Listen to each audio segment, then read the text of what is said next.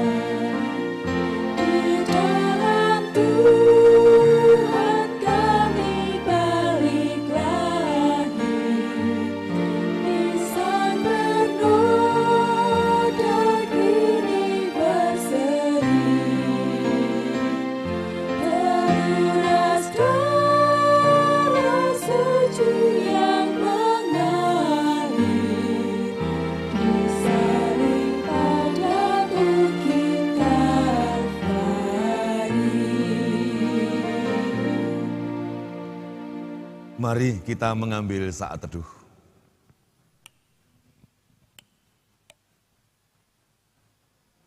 Bahwa keluarga adalah tempat dan media di mana kami hadir pertama kali di dunia. Dan keluarga adalah hubungan manusia karena pertalian darah dan atau karena perkawinan. Kami mengimani bahwa Tuhan memperlakukan keluarga semenjak Adam Hawa hingga saat ini dengan luar biasa.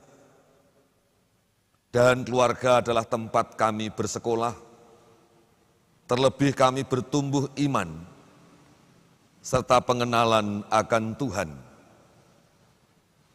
Ibadah keluarga kami pada malam hari ini kami lakukan karena iman dan percaya kepada Allah yang Maha Kuasa, Allah sumber cinta, Allah dasar terang,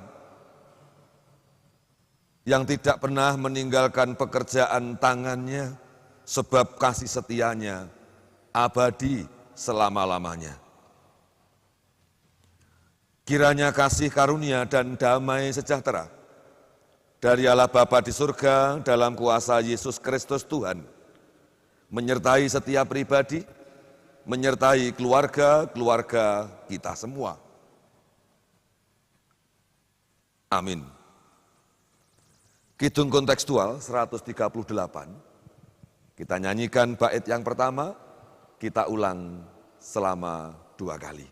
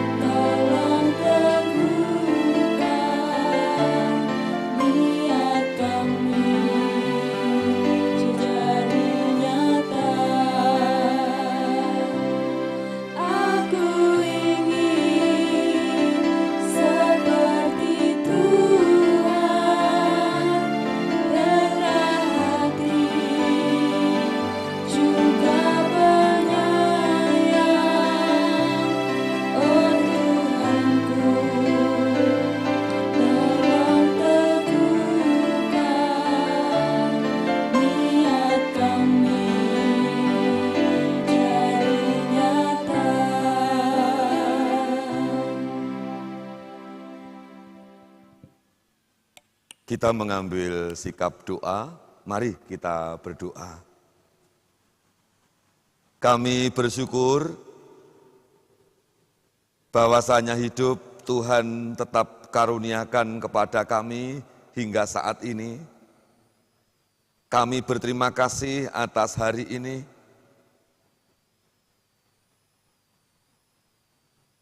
Kami juga percaya Engkau menempatkan kami dengan sengaja di tengah-tengah orang lain, baik di masyarakat, di jemaat, terlebih dalam keluarga. Bersama-sama kami mendirikan ibadah keluarga dalam rangka Minggu Prapaskah yang ketiga. Mari ya Allah Roh Kudus, Engkau yang hadir menguasai kami, sehingga kerendahan hati dan cinta Tuhan dalam peraga salib senantiasa menjadi dasar dan motivasi juang kami, pribadi-pribadi, dan keluarga-keluarga tebusan Tuhan. Kami sadari, kami akui, dosa-dosa yang kami lakukan setiap hari, setiap saat. Apalah kami, hanyalah manusia yang amat terbatas. Diampunilah dosa kami oleh Tuhan, sehingga hidup kami terus Tuhan bangun, ke depan semakin baik dan bertanggung jawab, kepada sesama, kepada keluarga, yang adalah gambaran tanggung jawab hidup kami kepada Tuhan Sang Pemberi. Kami akan membaca, mendengar, dan merenungkan bagian sabda suci dari Alkitab. Kami memerlukannya sebagai pegangan, sebagai hiburan, sebagai bagian yang mengingatkan kami. Bersabdalah untuk kami semua, dan diurapilah kuasa surga atas hamba yang Tuhan percaya mengantar kehendak. Haleluya. Amin. Bagian firman yang kita terima dalam ibadah malam hari ini, firman Tuhan dari surat Efesus, pasal yang ketiga, kita membaca ayat 18 sampai dengan 21. Demikian firman Tuhan. Aku berdoa supaya kamu bersama-sama dengan segala orang kudus dapat memahami betapa lebarnya dan panjangnya dan tingginya dan dalamnya kasih Kristus,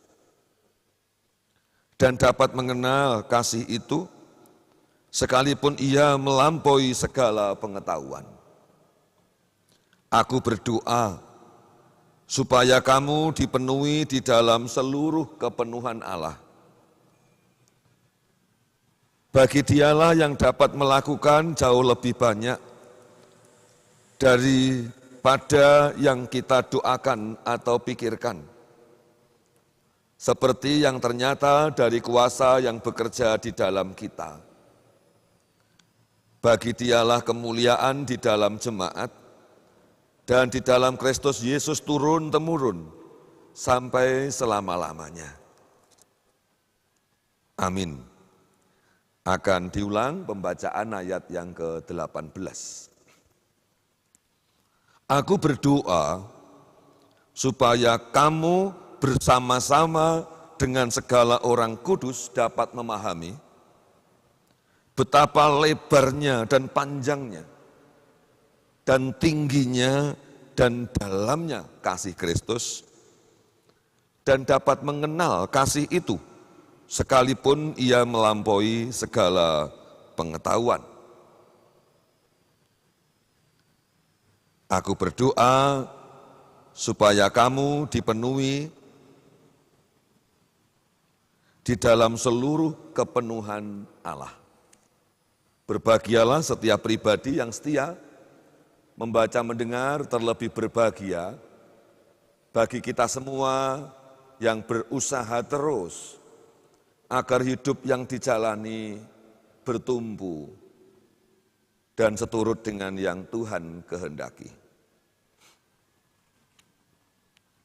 Ibu, bapak, dan jemaat, dikala hujan deras tadi, saya berada di rumah salah seorang teman di daerah Ngancar, ya, lereng Kelut. Yang menarik dari percakapan sembari menunggu hujan, karena hujannya amat deras di sana, bahwa ternyata putra beliau yang dulu sekolah kedokteran, ternyata sudah lulus, bahkan lulus spesialis jantung. Lah sekarang ini sedang studi lagi. Yang semula spesialis jantung menjadi spesialis jantung anak. Lah, kurang lebih begitu. Ibu bapak dan saudara-saudara, ketika ilmu pengetahuan berkembang, dan kita tidak bisa pungkiri saat ini begitu maju dan berkembang, memang tidak mungkin seseorang ini menguasai seluruh disiplin ilmu.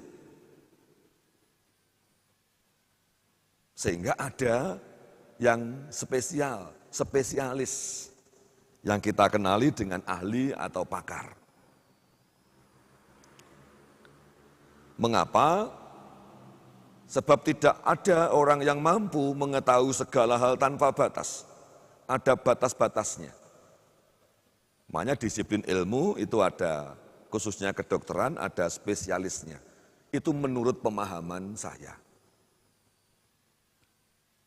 Ibu bapak dan saudara-saudara, jika saya tidak mungkin memahami semua hal, tetapi kata firman Tuhan melalui Paulus malam hari ini, ada satu hal yang tidak boleh tidak kita pahami. Ya. Apa itu? Yakni salib Kristus. Dikatakan di sana bahwa aku berdoa supaya kamu bersama-sama dengan segala orang kudus dapat memahami betapa lebarnya dan panjangnya dan tingginya dan dalamnya kasih Kristus.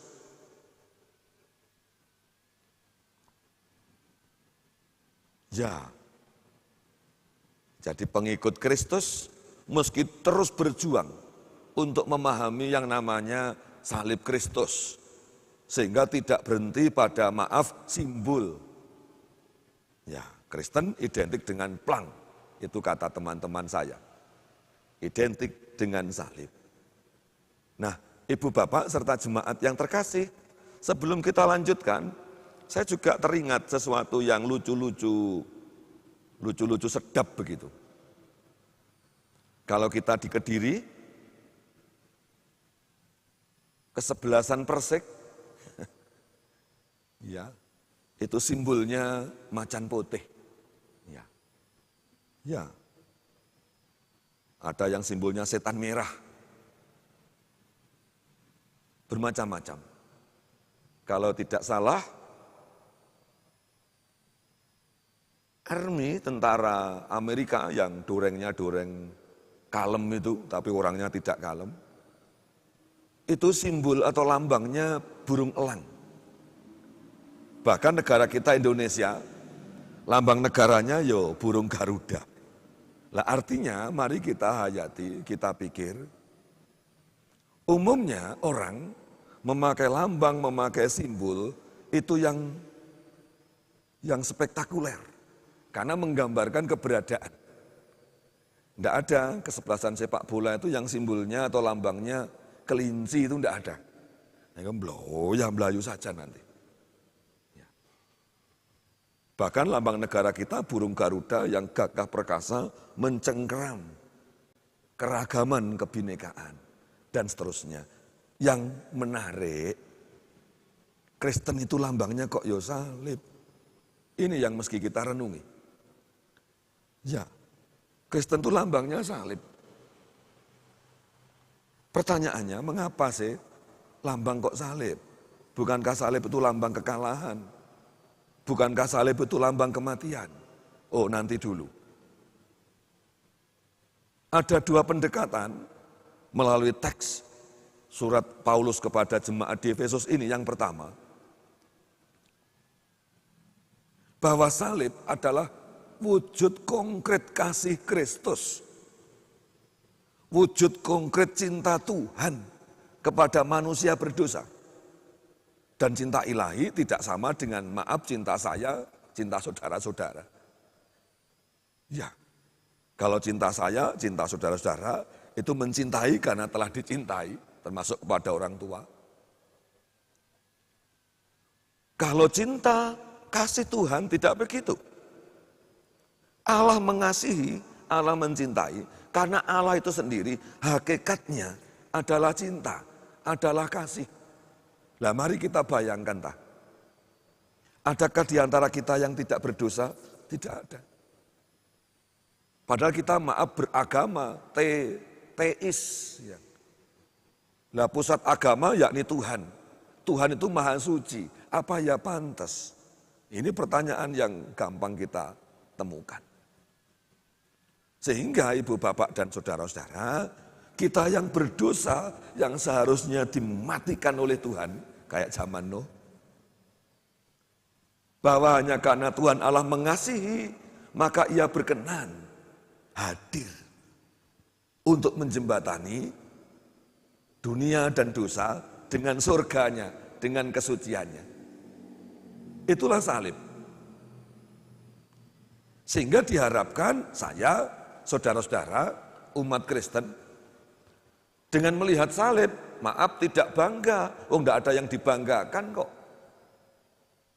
Ya, tidak ada yang dibanggakan.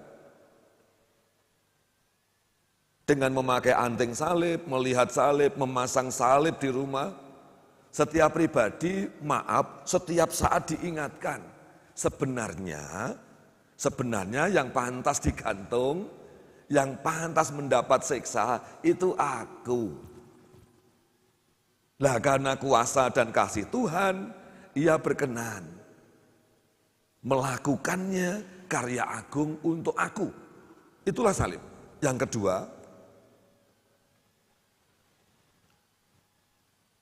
saudara-saudara, apakah ada kebangkitan tanpa adanya kematian? Tidak ada.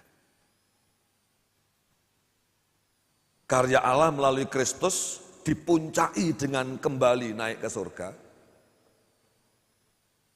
Melalui tahapan ia bangkit, bukan bangkit dari tidurnya, tetapi bangkit dari kematiannya. Ya, sehingga oleh Paulus terekam sekali kasih Kristus. Agar saya dan saudara dapat memahami betapa lebarnya. Bukankah ini sisi salib? Tidak hanya merangkul orang-orang yang menangisi di Golgota, tetapi merangkul umat yang ditebusnya hingga saat ini. Jauh loh jaraknya. Sehingga tidak akan pernah bisa mengukur lebar rangkulan Tuhan. Salib Kristus, lebarnya juga merangkul Petrus yang mengkhianati. Merangkul saya dan saudara semua yang juga seringkali mencederai kasihnya. Panjang memang. Sehingga dalam teks tersebut dikatakan berupaya memahami walau melampaui pengetahuan. Panjang gedung ini bisa diukur. Panjang kasih Kristus itu tidak bisa diukur. Ya, wong kudune dipateni kok kita ini. Disiksa neraka kok. Itulah di luar logika. Demikian pula kita juga diajak untuk memahami tingginya kasih Kristus. Pengetahuan memang luar biasa.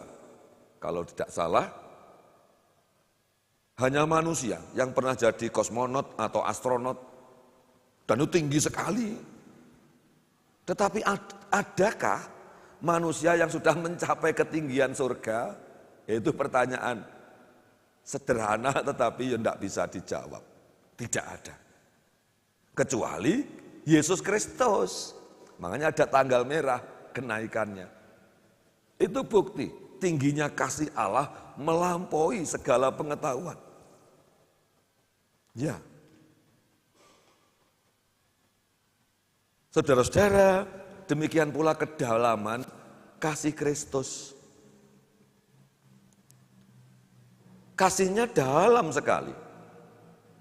Kalau saya dan saudara mengasihi ya sedalam, maaf yang kita miliki. Ataupun mengasihi ya selama hidup saya dan saudara. Katakanlah orang tua atas anaknya begitu. Tetapi kasih Allah dalam Kristus dalam sekali. Pengetahuan tidak mampu mengukurnya. Kalau sumur bisa diduga, laut bisa dikira-kira. Tetapi kasih Kristus dari surga turun dan dari bumi juga hadir pada kedalaman kubangan dosa, yakni mati. Ia mati beneran, bukan fiktif, historis. Ada makamnya, hanya tidak ada mayatnya. Nah, ibu bapak serta saudara-saudara yang terkasih, di Minggu Prapaskah 3 ini adalah patut kita renungi. Pesan-pesan Tuhan melalui firman, agar saya dan saudara terus berupaya, tidak terlena dalam hidup. Menjadi Kristen terus sombong, tidak. Tetapi justru rendah hati karena apa? Janjane simbol salib. Itu dikenakan kepada saya dan saudara. Bahwa yang pantas digantung itu kita yang berdosa. Tetapi karena kasih, cinta Tuhan yang melampaui akali, Ia berkenan telah mewujudkan semua di Golgota. Selamat Prapaskah 3. Dan bersama-sama dalam berpantang, kita bersiap untuk ambil bagian dalam peraga suci, sakramen perjamuan. Tuhan memberkati. Amin. Kidung Jemaat 450 bagian yang pertama dan yang ketiga.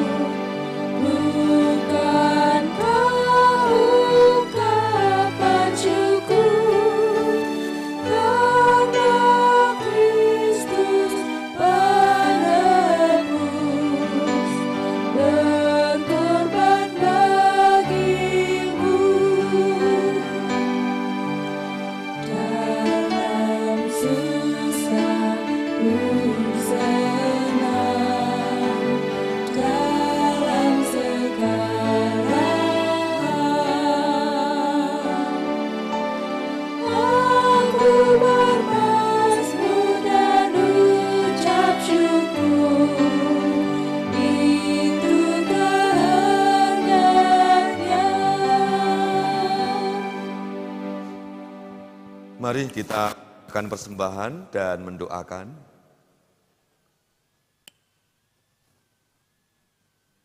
Terima kasih Bapa di surga atas penjelasan dari firman yang kami baca dan dengar, atas misteri kasih Allah kepada kami dan dunia. Demikian pula atas panggilan Kristiani berkenaan dengan karya penebusan Golgota. Kami bersyukur bahwa iman kami Tuhan pelihara hingga saat ini,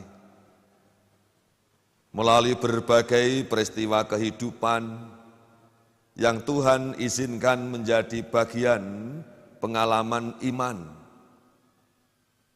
Kiranya bertambah hari, bertambah umur, kami semakin dapat mengenali dan mendekat kepada Tuhan. Haleluya. Kami menyerahkan persembahan yang kami himpun,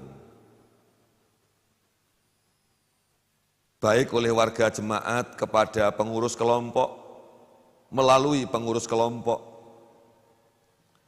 ataupun terlebih kawan-kawan kami, para pengurus kelompok KRW Pepandan yang dengan setia menghimpunkannya.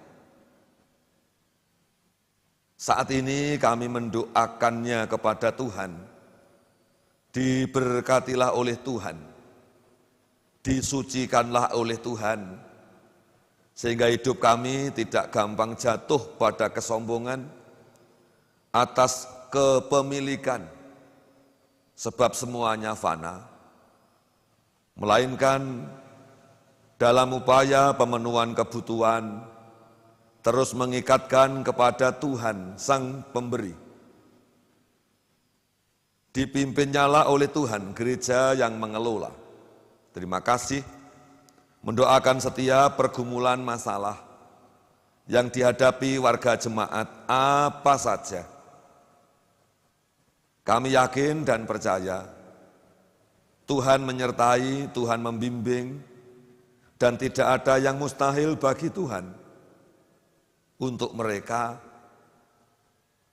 Mendoakan bangsa dan negara yang sedang gencar-gencarnya pendaratan vaksin COVID-19 dan juga berupaya membuka keran geliat ekonomi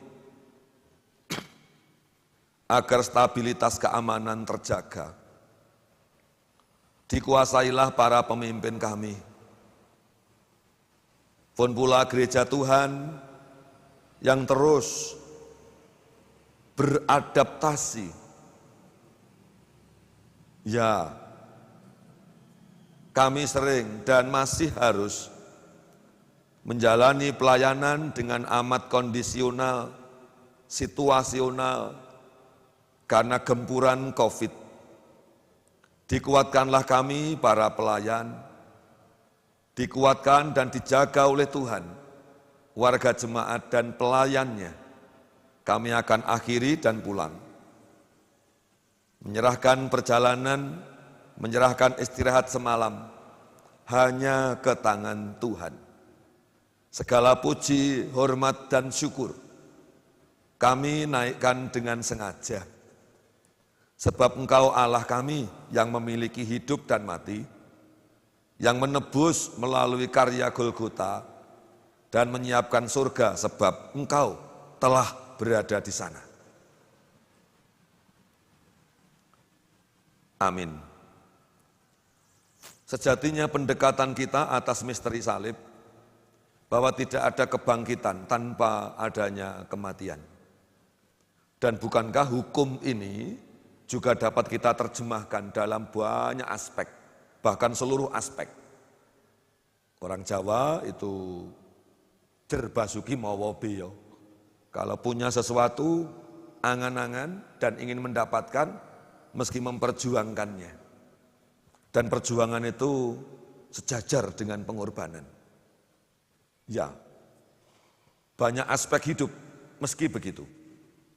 Sama dengan tidak ada pelangi yang muncul sebelum hujan. Justru karena hujan, ya, yang becek, yang kotor, yang basah, maka muncullah pelangi. Dan itulah kehidupan keimanan. Beriman tidak menjanjikan langsam-langsam koncone akeh, ndak. Beriman kalau ingin selamat, yang membutuhkan perjuangan yang gigih tanpa mengenal lelah. Itulah ekspresinya dalam rohani. Seperti pelangi sehabis hujan.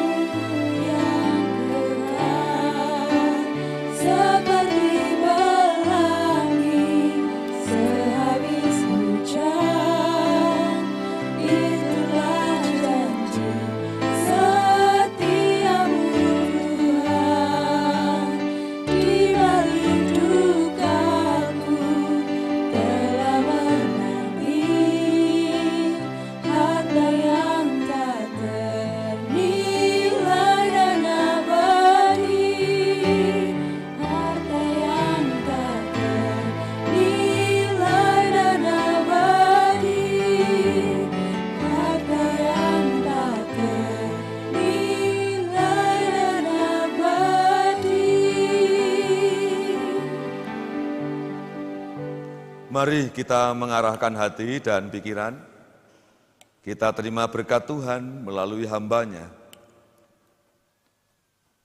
Allah Bapa di surga, sumber berkat dan hidup, memberkati hidup kita semua. Tuhan Yesus Kristus Juru Selamat, Ialah yang meneguhkan pengharapan, sebab kematian telah dikalahkan, Ia bangkit dan menyediakan surga bagi umat tebusan. Allah Roh Kudus Sang Terang menerangi setiap langkah juang, mencukupkan segala kebutuhan, dan mengaruniakan damai sejahtera kepada kita semua malam hari ini, hingga pasti Maranatha akan terjadi. Amin. Saat teduh.